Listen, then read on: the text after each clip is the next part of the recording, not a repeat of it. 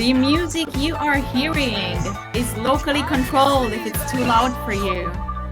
Yeah, I like to bring it up a notch always in this session. So sometimes I forget that for certain people, this type of hype, it can be a lot. Feel free to tone it down. Welcome, everyone. Hello, world. everybody. Welcome today. I see so many friendly faces here. Mr. Dargy, Carrie, what's up? Michael is feeling it. I like it. Yes, Rob brought Michael. his cat. Nice. This is the most fancy place to be, Anna Maria. Thank you so much. Hey, thank you for the invitation. Hi all. So, first question of the day. How much of a ninja are you when designing virtual whiteboards or templates? Let us know. Are you still a baby ninja, kind of like finding your way, falling down from time to time, trying to explore? Or are you most probably the deadliest ninja alive when it comes to designing virtual whiteboards? And I see Jonathan's like there on top, like, right? Hello. There's room to improve though, so. Boris is dancing around. Yeah, no, I'm making ninja moves, you know. I'm a ninja. Okay, is that what that is? Okay, cool. All right, so we have some baby ninjas here. We've got some middle ninjas, which is awesome because then we can learn from you too and from each other. So that's great. And now, curious to hear, because Boris, like, we've had people from all over the world that I said, you know what, I'm going to put that to test. Do we have people joining us from all over the world? Yes, we have. So where in the world are you tuning in from today? Okay. We're already on. Wow. Okay. Wow. All right. He was right. I give him that. Oh yeah. That's awesome. High five. High five.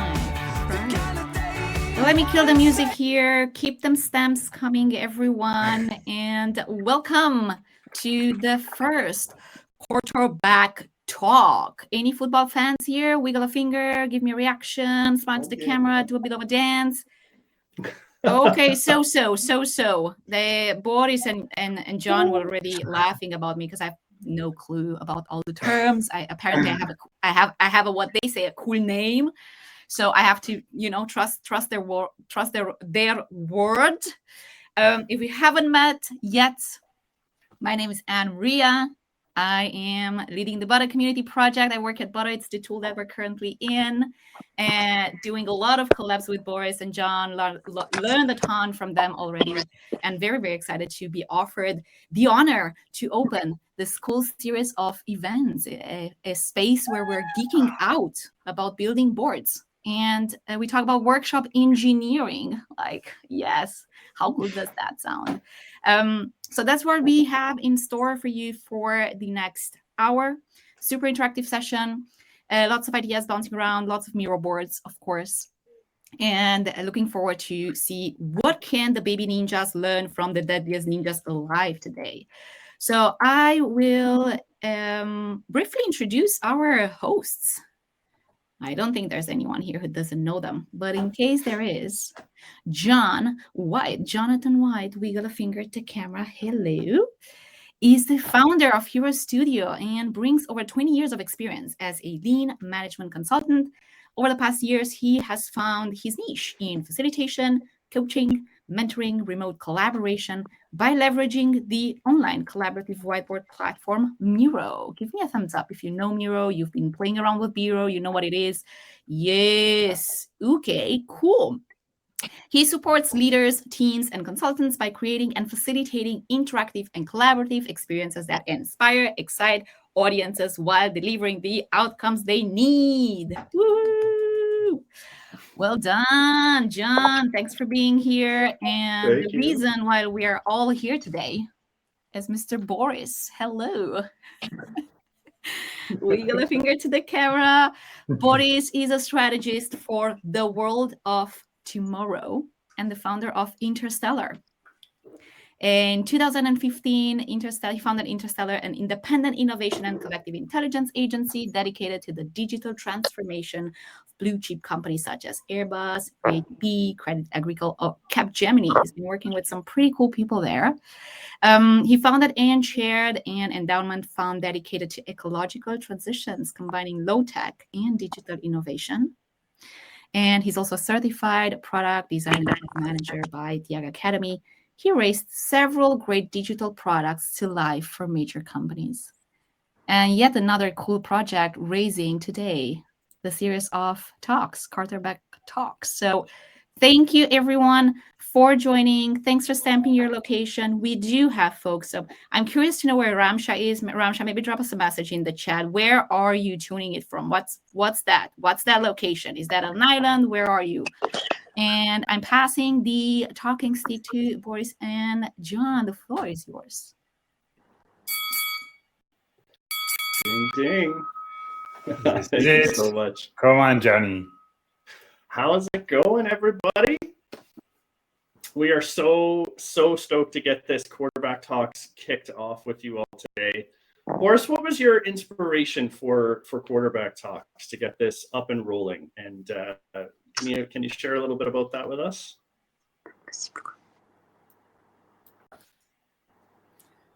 Yeah. It looks like he's Johnny, can you concentrating. bring everybody to you? Got it. That's perfect.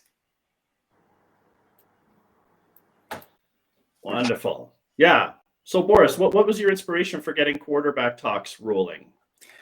Okay, basically, I was thinking we have so many community, creative community, facilitator community, and every community they have, this at the bottom of the community, these resource things where they are sharing techniques, where they are sharing tools, where they are sharing the way they are working. And I was just thinking, why not making that crazy, quarter meeting by just, getting back to the techniques, getting back to the sharings, the tricks, the things we are doing to build our boards, to engineer our workshops, and also because, this is time for design ops, this is time for systems, this is time of framework, and we are still doing every day a new board and starting back from zero. So I guess with you, John, with a couple of ninjas and Myros experts and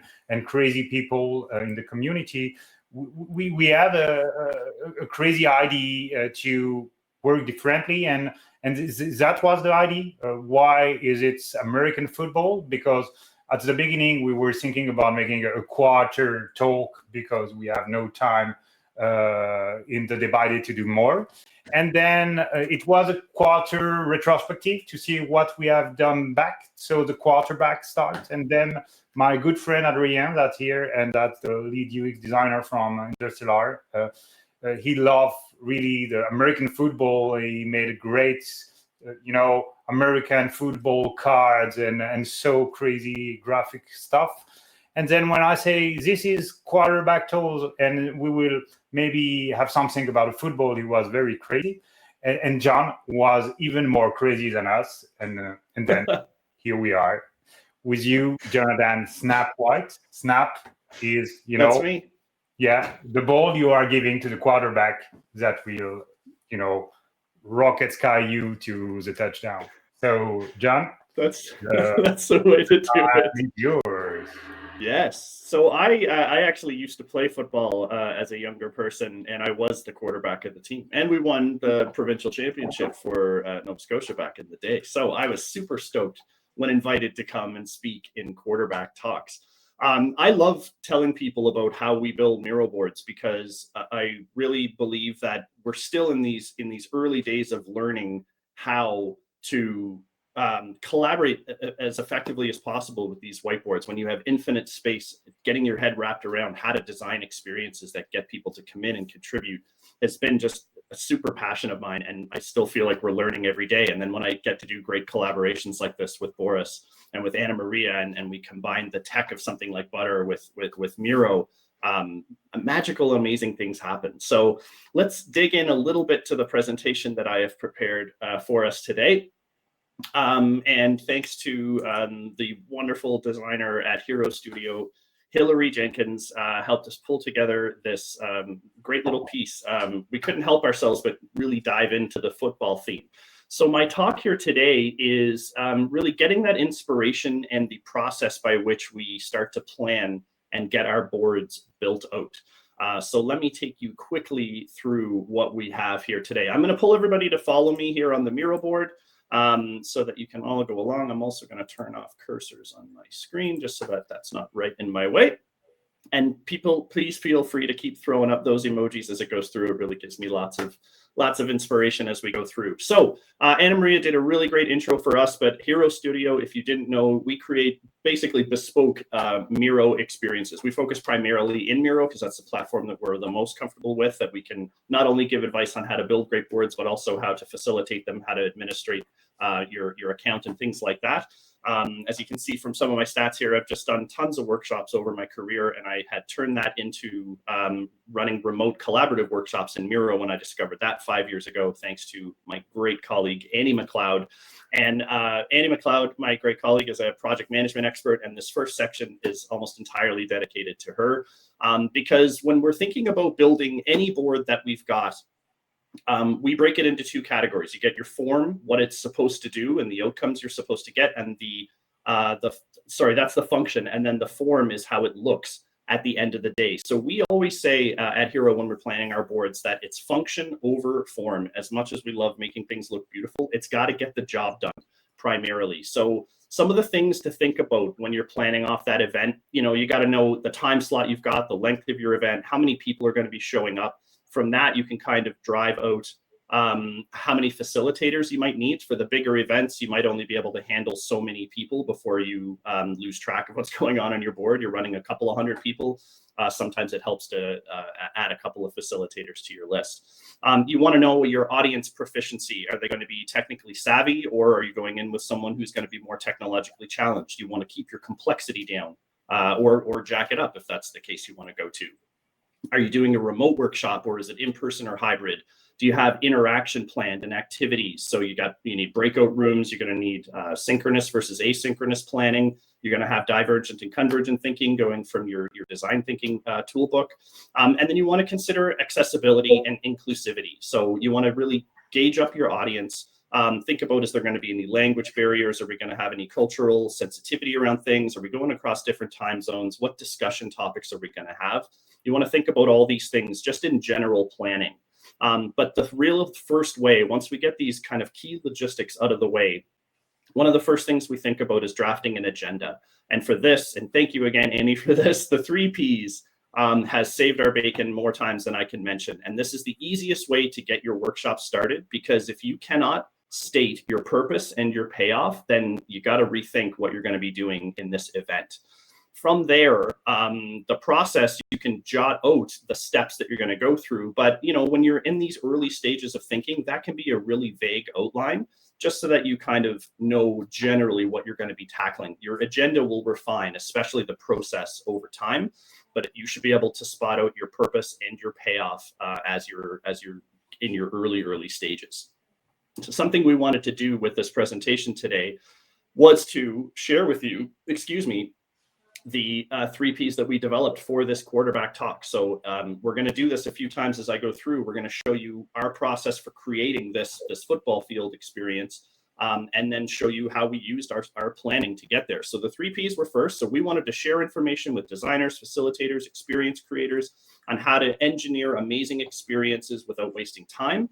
And the payoff, and this is what we hope, I'll come back to this at the end if I can remember and ask you, but the audience will walk away with a high-level approach to apply to their experience builds, new ideas on how to leverage resources available, and enough inspiration to build an incredible workshop or event experience. And so let's see if we get there by the end of it, shall we? So the 3 Ps, that's around the function of your board. What do I want to get done, and the logistics to plan. So then you want to say, how now do I engage this audience in the best way possible? And this is when you get into the look and feel of things.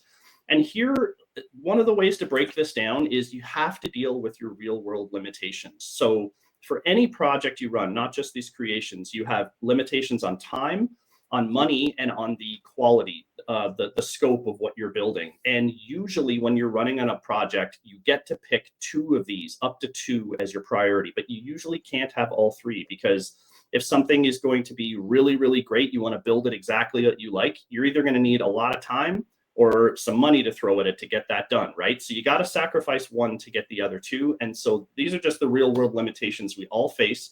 So depending on what you've got here for limitations, you'll know if you can build a board that looks good, or is it even better, or you're building the absolute best thing that you can because you had lots of resources to toss in, and it was worth it for the audience and the outcomes you're trying to achieve. So think about those things as you're getting into the board build in your initial part of the plan. Okay, so that's function first, then form. That was our first quarter of information. We're going to slide now into our second quarter. So let's get in here. Yeah, let's go.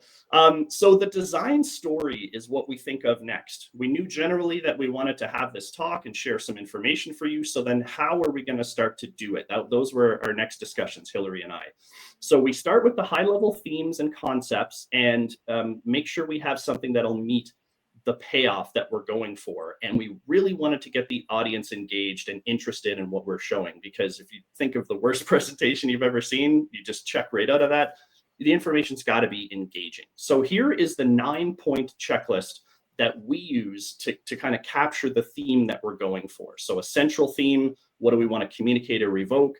The audience that we're talking to, what might resonate with them? What environment might support the story we're telling? So what setting will we put it in? The structure, what visuals might convey the emotions we want? What emotions are we looking to elicit? Is there a specific tone that we want to go for? So, overly cartoony, maybe realistic, stylized. The symbolism and metaphors that we want to use, any pacing, how we can control the timing of how we step through the experience, and the outcome and impact we want to go for, which is how we want you to feel once we get through.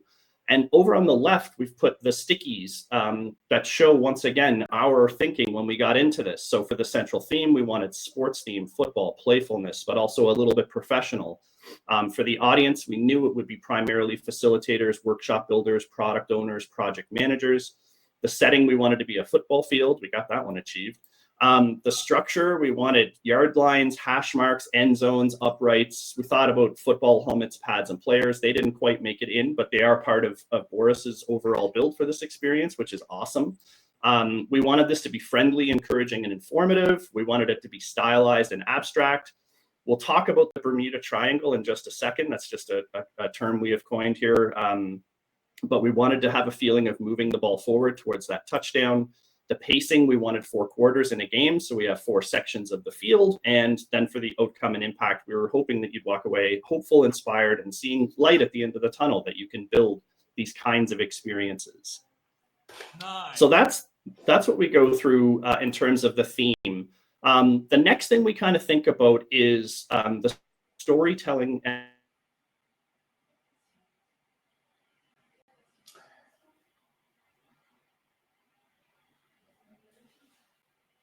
Jonathan, you get knocked down, I guess. 60% visual. Yeah. You will have to use You're back. Another down to proceed. Okay, right on. Thank you. I was stuttering out a little bit, was I? Okay, sorry about that. We're back. Okay, so we want to break up the content on the boards, mostly visual, because Miro is a very visual medium, so 50 to 60% should be visual. 30-40% we are going to thanks, George. 30 to 40% we're going to be doing as spoken content, like me talking to you, and then 10 or 20% written. This presentation in particular is slightly more on the written side because we don't have as much interaction. This is simply me sharing information with you. So we went a little heavier on the written, and we also wanted it to be a standalone artifact that you can come back to and check out the information at any time. And so the reason we really focus on telling good and interesting stories is because it engages people. It increases the retention of what they're learning when they see something interesting. Like, you won't just think, how do I create a Miro board? You might think, oh, that football experience that John put up on the screen, that was really cool. And didn't he have a checklist? And yeah, let's go in and get that stuff. That's the kind of learning that you can do when you engage an audience with an interesting set of visuals. You promote critical thinking, improve people's communication, and then you foster empathy and inclusion. Because on Miro, one of the greatest things about it is when you empower people with sticky notes, then you're not letting the loudest voice in the room dominate everything. You're actually creating an environment that's more inclusive for folks. And so for these reasons, we really like to put some effort into sharing as much of a story as we can in the Miro builds we have. Okay, so let's flip into quarter 3 now. The experience, design, and build itself. And this is where we get into the Bermuda Triangle of design. And you'll see the centerpiece of our field here with the BT, that's for Bermuda Triangle with a little wing coming off it. So that's a new team we'll see in the NFL, I'm sure, real soon. We call the Bermuda Triangle what we do because this is the area of Miro experience build that is just, I'll say it, it's frankly scary. It's when you don't quite know exactly what to put on the page. You have your ideas, you know what you want to get done, and you know kind of where it's going to go. Football field, sure, but what does that even look like? And so it doesn't just come magically, folks, and it really does set some people off and discourage people at this point because they get frustrated in not being able to pull what's in their head onto the page. So here's how Hillary and I do it. First, we go for a review for inspirational references. We do every bit of scouring we can. We'll look for articles. We'll look for images, icons, infographics. We'll go into AI. We're using Midjourney a bit now. We'll go into our favorite movies and television and comics, and we'll find something that resonates with us that we can use as inspiration. At the same time, we start to work up rough sketches, a storyboard, maybe a mood board, so we can lock down some of the elements of the look and feel, the text sizes, things like that. And then we actually physically start to build a framework or an overview to lay some of the pieces together. And it's very amorphous at this point. It doesn't take the form it's going to take, but it might look a little bit like what you're going for. And then you kind of stay in this triangle until you break out with something. So here's what it looked like for us as I'm zooming in here. We wanted to make sure that everyone could take a breath to acknowledge the process. And then we just jotted out stickies as to what kinds of content we wanted to go into this experience. And we found a reference for the Bermuda Triangle and a scary zone, we thought of calling it. And then once we made it past that, this really simple line sketch was the next piece. You can see some of the reference items we had just down below, the shots of the field, the shots of the playbooks. We laid the stickies that we had come up with into this grid framework. And from there, it became a much easier thing. It was not this unknown quality of a board that we were going to work towards. Now we knew what we were working towards, and it becomes a matter of tweaking it at that point. So I'm going to pull out here in just a second to show, because I love this effect. So you see the purple drawing on your screen right now to what it has become. It's kind of really cool. That's one of my favorite parts of our work, is reflecting back on our sketches and then shooting right to what the overall experience kind of looks like. So that's the Bermuda Triangle. It is a scary place, but I find that spending the right amount of time, sleeping on it, come back the next day, put some brain power into it, you will find something here that works. But alternatively, what you can do instead of spending time in the Bermuda Triangle, that's more for when you're doing your own custom designs. And I'm lucky because I have a Hillary on my team to do that. Boris has great support on his team too. Some people don't. You're building on your own. You don't really have, and this happened to me, I don't have great design skills. Like, I can lay out boards, I can facilitate workshops, I'm great with activities and eliciting information, but creating this football field would not be something that I could do on my own. Hillary absolutely smashes it. So we complement each other well. So if you don't have a Hillary, what you want to do is look for more complete sets of content that you can use in your build. So this would be stuff more like what Boris is going to speak to coming up. He has content and packs that can go out to you that set up your workshops. It's already built for you. You just need to lay in the content. So the look and feel is there. And when you have access to things like this, what you can do is find the ones that work best for your need and just select those. So you're kind of bypassing the Bermuda Triangle and you're going right into the build zone. So you can use the Miroverse, you can use privately sold packs. There's a whole bunch of different ways to go about this to streamline and speed up your build. And then it becomes a matter of a few different areas. You got to mock your content up. So you want to be putting in the content now that you have, yeah, we'll share our Hillary in part two.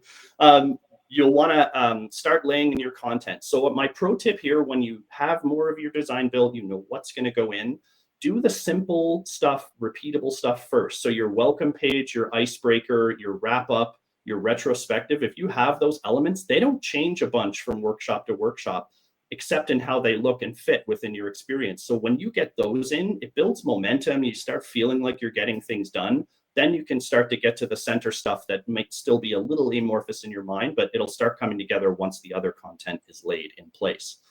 Once that is in, you got to lay in all your stuff, build out your activities, make sure they're humming, and then do your QA QC on your board build. Make sure it's locked down. Spend time with your friends like Boris and I did, locking this experience down, which was tons of fun. And make sure that your agenda is tuned up so that your audience knows what to expect. And just so you folks know, we got a link in a little bit to a checklist that Hero Studios developed for when you're ready to start to finalize and lock down your Miro experience. So make sure you request that from us if you are a Miro user who wants to start building more and more boards. Okay, so just winding things down a little bit now. I did want to move past the engineering a little bit into facilitation, just to say a few things that I have noted about facilitation in my day. So the tone of facilitation that you use in your events should be something that's kind of customized to meet the needs of the audience. So, you know, if you were doing a celebratory product launch with a team of 200, you might be a little bit more fun and light. But if you're doing a validation of an operating model with a senior executive leadership team, you're going to want to tone down the fun and freedom and make it a bit more professional. So that's kind of the two ends of the spectrum that I consider for my facilitations, is how fun or professional do I want to be, and where in the middle is going to work. And the reason I think about that a lot is because I've seen the studies that show that your emotions are contagious. So what I mean by this, it's called emotional contagion, is one of the names I've seen for this. And so all it simply means is that your facial and body expressions transmit to other people who kind of pick up on your tone, your mood, and it spreads to them. So you can spread your happy, good, upbeat mood to other people in the same way that if you were down and sad and depressed and angry, probably would spread that to people as well. So if you keep that in mind as you're heading into your events, it takes really a lot of intention to maintain that kind of mood throughout. So I like to say, channel your inner game show host. Think about that game show host that is right for you. So whether it's Alex Trebek from Jeopardy, and we miss him so dearly, was very serious and professional. He had a lightness to him, but he was never always making jokes. Then you got Bob Barker, who's more huggable guy up on stage for Price is Right, a little bit more friendly and aloof. And then you have someone a bit more current with Jimmy Carr, who's dry, sarcastic, witty. Some people really enjoy that. You'd have to pull that out in the right situation, right? So think about which game show host you want to be, and that helps me to get prepped for the facilitations I do.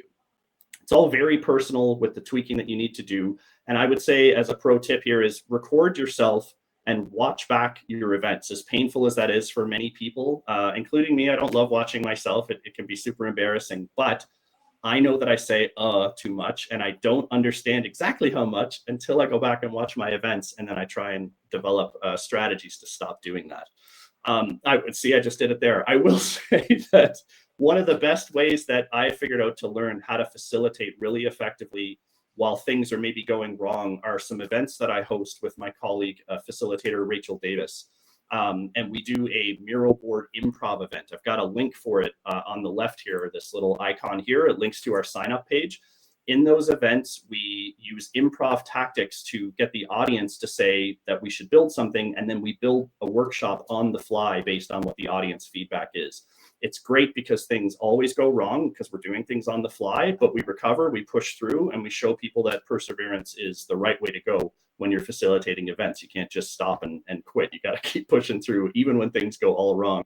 And that has saved my bacon more than a couple of times, as in live, really important events, things have gone wrong, and I've been able to roll with the punches because I've been there before about 50 times with our improv stuff. So that's a great one to go check out. So folks, that's my talk on how we kind of approach building boards. We've got our contact details here if you want to reach out. There's a little snapshot of this Miro experience checklist that we have. If you want to request a copy, just send me an email and request it up and I'll get that over to you right away. It's a couple of pages that cover everything from how to handle your content to how to share it, and then some tips for during and after the event. And in the end zone of our experience, you will find many of the resources that we use on a near daily basis to support our journey in building specifically in Miro. So there's the Miro homepage where you can sign up for an account if you don't have one, the Miro community, Miro's YouTube channel, Miro Academy where you can do some training, the Miroverse where you find the templates, and we have a little sublink to one of Hero Studio's templates, which is a Miro orientation. So if you're using Miro with people for the first time, this is a great board to open up to show them the key steps to navigating. And we highlight a couple of paid resources as well.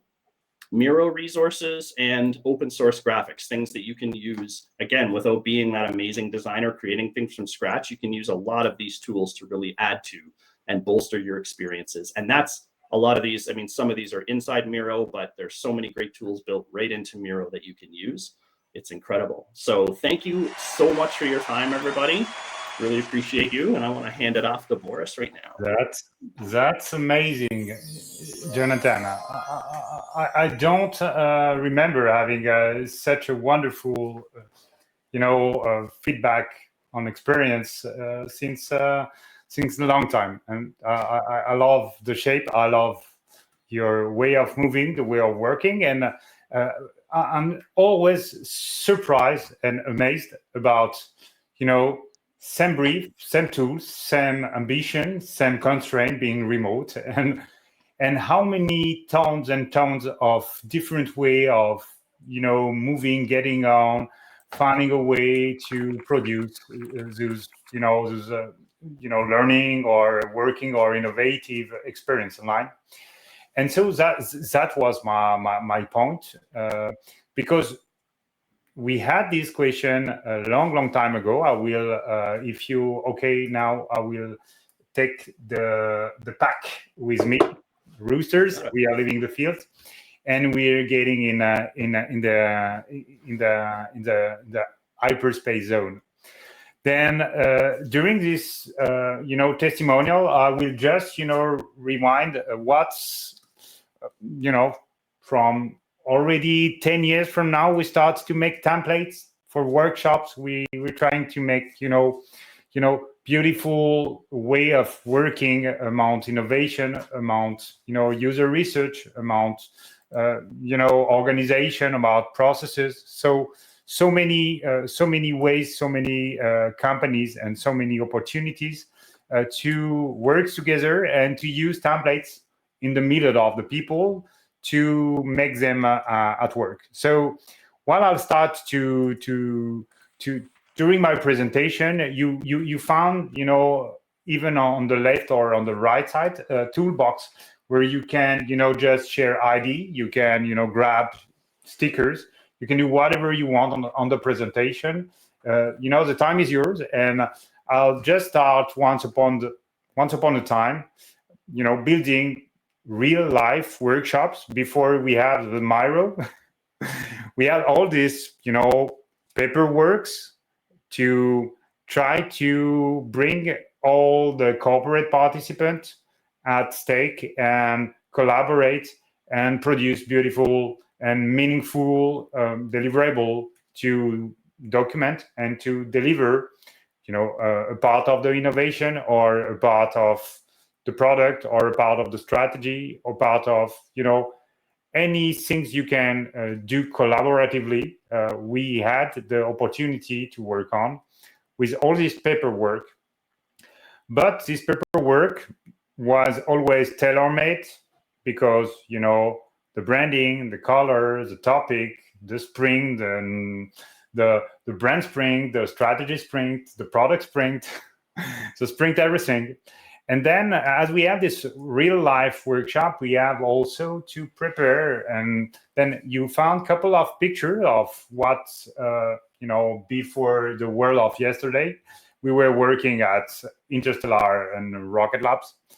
And we were all the time using this InDesign tools. We have many Hilaries at once upon a time, and then everything was perfect in the better world. And until everything changed by you heard about this COVID situation. From the day to another, we don't have anything to do more with all this paper, all this template, all this software that was helping us to put everybody together. So I still have the A3 printer behind me as a kind of souvenir. In Portugal we call it saudade. Saudade from a time where we were using a real-time board, a brand new simple software that helps you to have post-it notes in digital. And then that was super useful during our workshops. We were taking and digitalizing all the notes during the sprint, and we were taking all the paper to the trash, once the workshop was done. And with the time and with the situation where no more design sprint, no more events, no more anything, we figure out, okay, we have a back office tool, real-time board. We have everybody locked down at home. Then we will try to find a way to put everything we had in real life into this real-time board things. By the time this real-time board things changed name, and you should know that now we call it Miro. So once this platform, discovers the power of remote and online collaboration, we share also this paper template in InDesign. We start to have this template also into this new Miro things, and we were completely lost from our paper template, digital template. We were crawling under templates. And then we were starting to think, okay, from template, we need to create a system. We can't, anytime we are changing something, we are changing, I don't know, a copyright, we are changing a brand or a color, we have hundreds of templates to move again. And also, we had start as UX and experience designer, we have started to figure out how the design system we were using to produce our software could be used, could be hacked to produce our board. Of course, Miro was not ready for that, because it was like, you're making something on a board and you can just copy paste on another board. And when you have, 10 boards, you're just starting to have to manage them, because if something is changing somewhere, you have to figure out that you have to change it everywhere. So we decide to move our methodology, our template library, to the next level, because we have so much Hilary. We have 3 Hilary dedicated to manage all these templates. That was completely insane. And with the time, we figure out that using modern design software, such Figma, for example, we had the ability, we had the experience, we had the return on experience to know every kind of component we need to produce in a board. What is the bone of the board? What is the hand of the board? What is the head of the board? What is the foot of the board? And then we adapt the atomic design system to the board management. And what you can find on the board now is just, an example of the design system. All these pieces are components. And when you are changing one component, it's changing in every crazy template you have. And when you have hundreds of templates, you are changing hundreds of templates at once. And because this atomic design conception was super cool, we start to say, okay, maybe people will have interest to figure out how we are working and the stuff we are designing for our customer, for our experience. And same tools, but we're not here at Industrial to produce experience as a Hire Studio. We're just, designer, and we are here to produce, user research, to produce frameworks, to produce deliverable. That's very slightly different kind of activity. So we start to share these templates on the Microverse, and we figure out in a couple of months how people get ready with those templates. So we decided to go further, also because remote collaboration is very affected about emotion. We start, of course, to change the way of working. We're not working anymore in the, in the restroom, for example, with all the kids moving back of you. We're starting to change maybe our laptop computer to a more affordable and more comfortable environment, workspace. And we're starting to have more tools, more tricks, more everything, more sounds to recreate the relationship remotely. So we were challenged also by Miro to produce the first MO stickers collection to feed Miro, because Miro is a big machine and they need creativity to be fed. And so as John 2 and Iris Studio 2, we were a brother in stickers, while Miro launched on the same day and on the same date our both collection of stickers. And from this point, we figure out that having a Figma component system was something very unique, because most of the people working on Miro are making the board on Miro. And if I ask you why do we move on Figma to build on Miro, it was much more ambitious than just changing all the template at once. That's where we start the workshop system program, and the workshop system program was bigger than just feeding Miroverse and making a couple of workshop. The workshop system program was level up our activity on board and our expertise, and thinking that with one place where we are making the board, we can produce the board on several platforms. So in January of this year, we get out on FigJam, Figma community platform, and we start to share the same Miroverse templates we have on Miro to the people working on Figma platform and FigJam whiteboard system. And because Figma is generic, we start to figure out that from one platform, we can move to two platforms. And you'll see that we have a lot of surprise for you. But above the technology and about the platform, we start to think about, having an activity is cool. You can find on Miro, everybody can find for free on Miro, everything. But when you figure out that your workshop, your 3-hour, 7-hour workshop, you start to have a template for Hiro, a template for Airspring, a template for AG and Smart, a template for everywhere.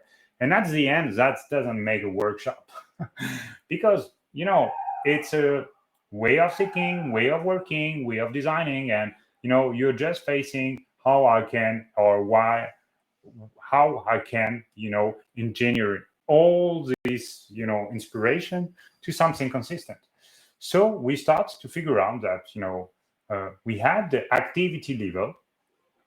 We had the way to organize the workshop in the time, like you figure out here in this workshop, you have, the timeline and the way of putting, preparation, agenda, respiration, workshops, one other. And then once we have this way of working, making the workshop and making workshop in 20 minutes, 45 minutes before the meeting, because, everything is set, we start to figure out that better than the way of working and better than the activity, we have the framework. And the framework is a consistent path where you start, for example, to interview somebody, to figure out what is the user challenge. And from this interview, you starting to put, your empathy map, you start to define your persona, you start, all the methodology we were, we have designed in Interstellar as a UX research studio. We start to create for each step a template with all the instructions, and we start to put everything, in place. And that's where we figure out that, above the activities, the framework was something even bigger, where you can take a full methodology from A to Z, and you just have, to follow the path. And at this stage, we thought, okay, that's not Myroverse that will feed us. And we figure out that also to reward the teams and to reward the time we have invested, why not starting to have our own boutique where we can propose our methodology and our products and our frameworks. And so we have launched on Monday our first Gumroad boutique with our first framework. And this framework, as you can see, is almost 8 templates. They are all well documented. And of course, it helps you to put together your idea for a final result. And at this stage, of course, you figure out, how many hundreds of templates, how many hundreds of procedure, how many hundreds of everything. And that's where we decide, once we figure out that we have less and less Hilary at home in the team, that we need a factory to replace Hilary. And then at this stage, we figure out, okay, then we are a product designer and we're a product manager, so let's build a product. And that's where also from January, we start to document it. Because when you have hundreds of templates, you are lost. If you don't have a clear nomenclature, a clear scheduling, which template we have to design, which template is in which version, in which platform, then we start to make the documentation. Making instruction was, hundreds of hours to make the documentation, because I know the workshop, the designer know the template. We work together, but at one stage, what you are doing by yourself, you have to explain to another. Then I call my friend ChatGPT and I say, okay, help me, Chat. I don't have the time to do everything by myself. Then we start to be helped by these tools to structure and to go faster. And after, we just have to package everything, because everything is so well, identified. We know where in December on which template we will work on. We have, clear documentation model for each template. We have this kind of, product management documentation. And of course, we have also great tools like such Monday.com that help us to figure out, where the master template, is it designed, the instructions are done or not? Do we have a sample? Because all templates, thanks to Myro, have to propose a sample. And as we are a consultancy, we have all the real life example shared with the sample. So we have a lot of, this is a crazy factory I figure out when I'm just making the show now. And the idea with all this factory today, because we, of course, launched the boutique, but we're not expecting that the boutique will fill us tomorrow, is to go faster and to go forward and to wait that we have enough content to start to live by our activity. And tomorrow, we already know that on our product development and product journey, we had this, agenda on Butter. We want to develop for each activity. We want to have the exact agenda on the product library from Butter. And on the other side, we have also concerns that, many people, they're working on Miro, but many people still working on Mural. We will not speak about that today. Many people will work on Canva because they are already on Canva. And so we're starting, in 2024 to figure out, from Mural and from Canva and from all other platforms, what can we provide to the designer? It's not, oh, I'm buying a template. It's okay, I'm buying a service, and if my end customer don't work on Miro, I can just go work on Mural because I have all my stuff on Miro, but I have my stuff on Mural too. And so time to time, we were thinking, okay, we are good engineers, but maybe there are more crazy people than us to create great content. So we already start to work with creative partners that have to build their board, that have to create their framework, that have to put them on the market, that have to make a website to sell it, that have to make the marketing. And we figure out, okay, once we have the factory, why not just calling the friends and say, okay, guys, just come on, bring the framework and we will put this on the factory. So tomorrow, we figure out that this factory can produce the blue template from the Airsprint, but can maybe create also the pink template from the workshoppers and all the color of template for anybody that have something to share with the community. Of course, we have to figure out that the tools we were using yesterday for product management, we need to improve them. So Notion tomorrow will be also a good companion to move forward. And more framework with partnership in the community, more functionality, and also because we need tools to make a great facilitation and remote facilitation. I'm really, buying the Stream Deck changed really my life in terms of facilitation, and I'm so happy every day to do everything with my Stream Decks. So we're also thinking that all these content, they are related to community of knowledge, they are related to community and provider of techniques, of material, and it's where we want to put the Handspring tomorrow, is to put Handspring as a platform where provider, facilitator, customer, user, end user, and everybody can meet and can find a win-win interest and a win-win situation. So basically, that everything we have designed from September 2022 to today, and I guess we will have more opportunity and more content to produce more templates and to be more also visible tomorrow. So yeah, we're perfectly on time, Anna Maria.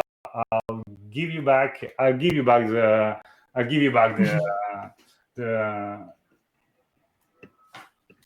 talking stick, yeah, the ball, the balloon, balloon. how do you call it? All right, thanks everyone. We've got 8 minutes left, and we've got some time for some questions. Let me close the Miro here. And 2 ways to ask a question. Either you use the queue button to the left side of the screen, so you're queuing up, you're getting the mic, and then you can ask your question. If you're in a crowded space where there's loud, you feel free to use the chat to ask your question. Any questions to Boris, to John, around the framework, the methodology, the ways they approach board design, and so on? We'll take a second to think about that.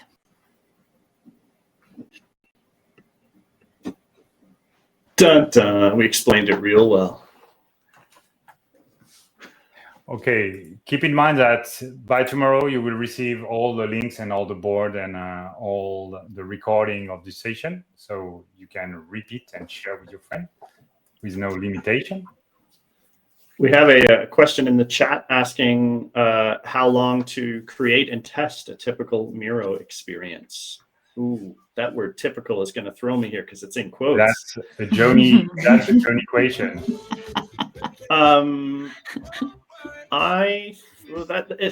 Okay, so it depends. It's hard to say sometimes because Hillary and I are always working on like 10 things at once. So it's like a little bit today, a little bit tomorrow. I would say, and I see Hillary's in the audience right now. Hi, Hillary. I would say that this particular experience that we built for this 20-minute segment probably took, I don't want to overstate it, I would say around 4 or 5 hours. I would say is what that kind of took. So it was some considerable time crunching too, just in the thinking to ourselves overnight and stuff like that to try and find that right inspiration.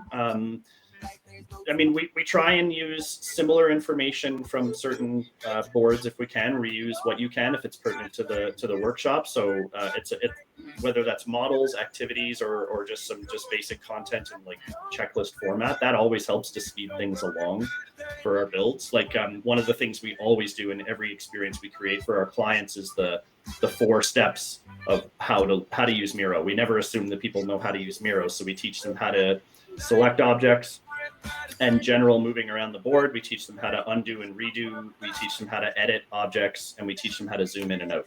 If you can do those 4 things in Miro, then you can contribute to any workshop. So that always goes in, but Hillary will put a slightly different look onto it. Same content, but just a slight look that matches what we're building. So things like that really save a lot of time when you build, a couple of workshops a week.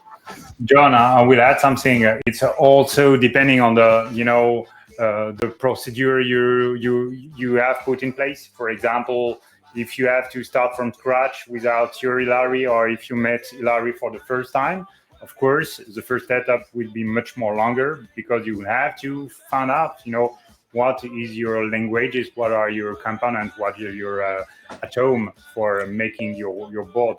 While we are here, and maybe Larry, you can testimonial, everything is just so in the flow, and in the flow, you don't even know. For example, all this board was made from, from Interstellar, from Aero Studio, like super asynchronously. Like, guys, we have no time and we have no common time zone. And then we were just like, oh, I put something here. Oh, I put something there. And slightly 1 hour here, 30 minutes there. Everything's perfect. Cheers, Carlotta.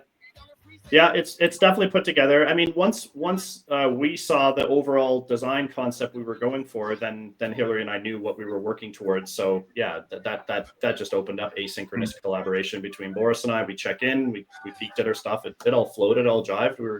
We did really great, I think, on this one. Also, so yeah.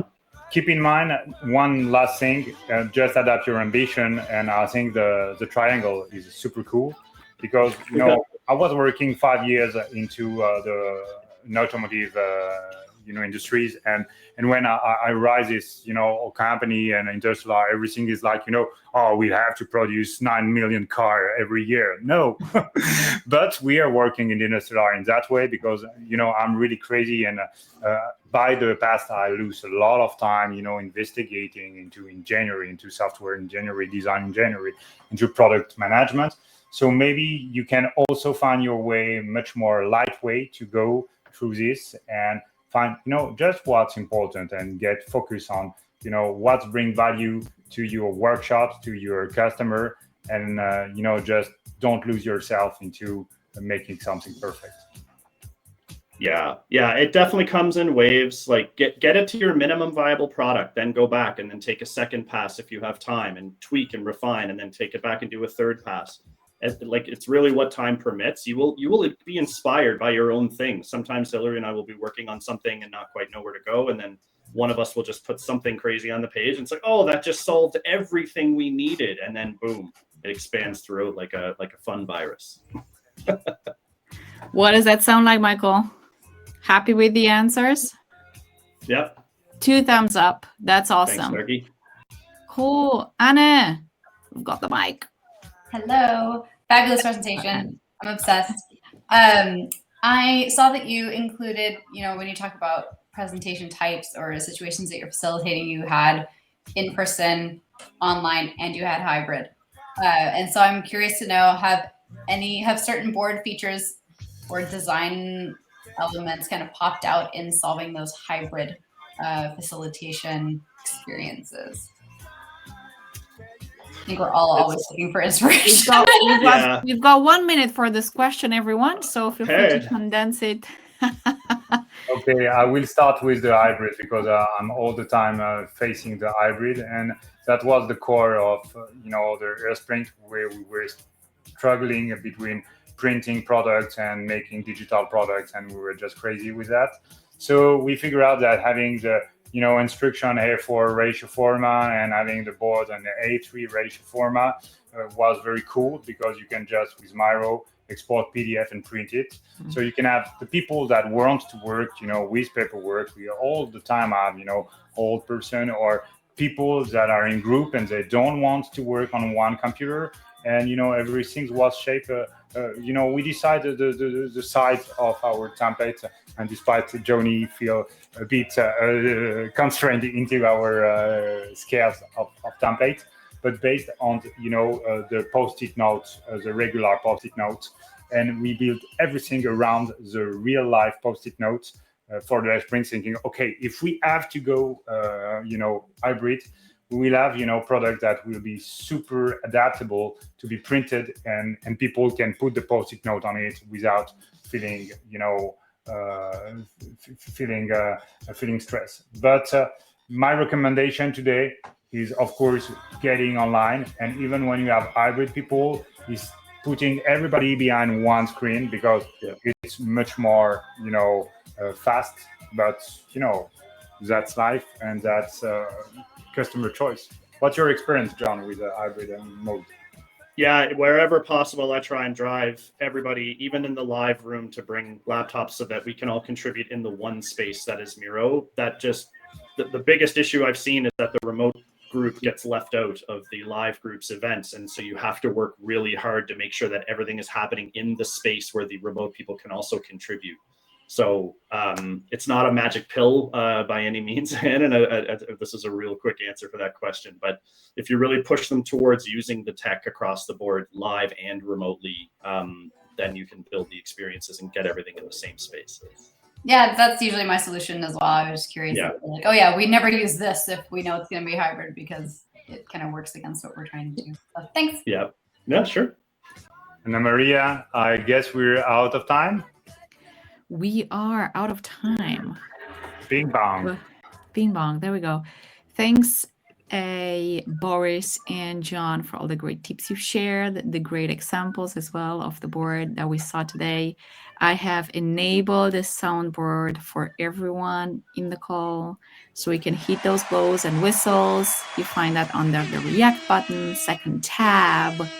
Feel free to thank Boris and John by hitting Maria, the React button. all my love Thanks to help us to launch this first session. Thank you so much. Yeah, Anne-Marie, you're amazing. And thank you so much. Thanks everybody for coming. From Asia to America to India. Thank you so much. Really appreciate it. Well, Thank you. Enjoy the rest of your day.